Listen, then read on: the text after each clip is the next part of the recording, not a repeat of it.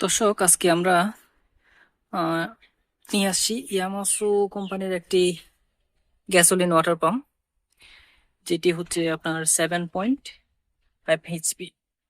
এখানে লেখা আছে 7.5 HP। দর্শক, আজকে আমরা এটার ডিটেলসটা দেখব এবং এটাতে কি কি রয়েছে, এটার ফিচার গুলো কি কি রয়েছে, সবগুলো ডিটেলস দেখব।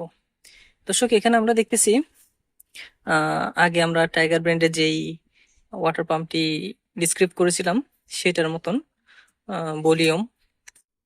এখানে আবার এটা এখানে একটা মার্ক দেওয়া আছে কোন দিকে, এদিকে গেলে ফাস্ট আর এদিকে আসলে স্লো। এদিকে আছে চোখ আর নিচে আছে তেলের চাবি। এটা হচ্ছে তেলের চাবি। আর এখানে স্টার্টিং পয়েন্ট এজ ইউজুয়ালি সবগুলোর মতন।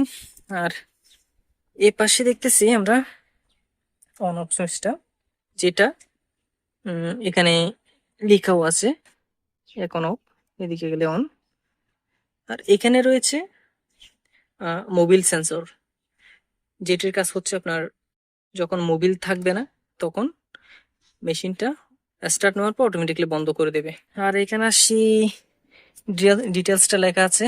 এটা হচ্ছে মডেল নাম্বারটা, ইয়ামাসু company gasoline engine pump model. আর এদিকে আছে হচ্ছে এটা হচ্ছে আপনার সাইজটা। এটা হচ্ছে 3 ইঞ্চি একটি পাম্প, 3 ইঞ্চি ইনপুট এবং 3 ইঞ্চি হচ্ছে আউটপুট। এটা হচ্ছে ক্যাপাসিটি, এটা হচ্ছে হেড। টোটাল ডিসক্রিপশনটা দিয়ে দিছি এখানে। আর এই পাশে আসি আমরা, টাইগার ব্র্যান্ডের আমরা যেই গ্যাসোলিন ওয়াটার পাম্পটা ডিসক্রাইব করেছিলাম সেটার তুলনায় একটু ক্যাপাসিটি বেশি।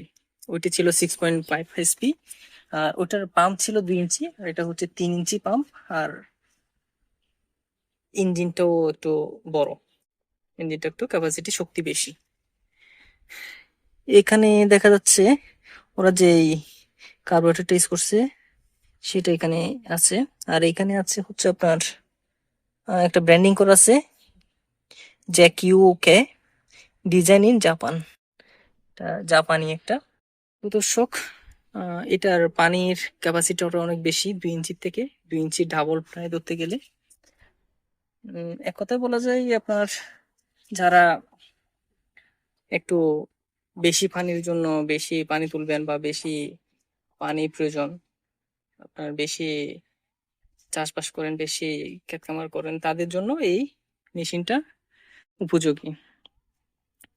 তো দর্শক, এটি মোটামুটি ডিসক্রিপ্টটা করলাম, আর আশা করি তেমন কিছু নাই। দর্শক, আগের ভিডিওতে অনেকে জানতে চেয়েছেন আমার কাছে, বেশ কয়েকজন দর্শক, এই ইঞ্জিনগুলা স্টার্ট দেওয়ার পর দ্রুত গরম হয়ে যায়। আসলে এটা হচ্ছে স্বাভাবিক, এগুলো হচ্ছে আপনার অকটেন বা পেট্রোল দিয়ে চলে, যার কারণে ওই পেট্রোল বা অকটেন গুলা হালকা এবং ইঞ্জিনগুলোর ক্যাপাসিটিও বেশি। স্বাভাবিক, ইঞ্জিন চললে গরম হয়ে যায়, এটা স্বাভাবিক, তেমন অস্বাভাবিক কিছু না।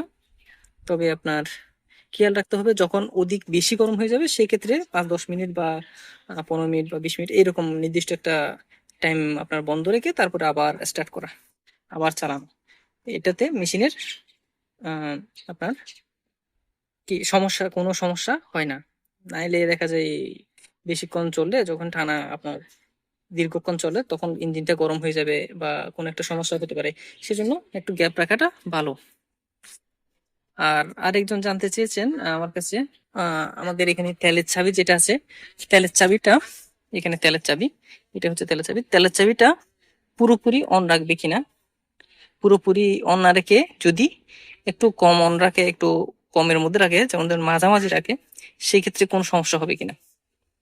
তবে আশা করি সমস্যা হবে না, কারণ কিছু কিছু মেশিনে দেখা যায় যখন আপনার তেলের চাবিটা একটু কমায় রাখবেন, তখন স্টার্ট নেওয়ার পর কিছুক্ষণ চলার পর হয়তো তেল সাপোর্ট কম পাওয়ার কারণে এটা কিছুক্ষণ পর পর বন্ধ হতে চেষ্টা করে বা লেজটা কমে যায়, স্পিডটা কমে যায়।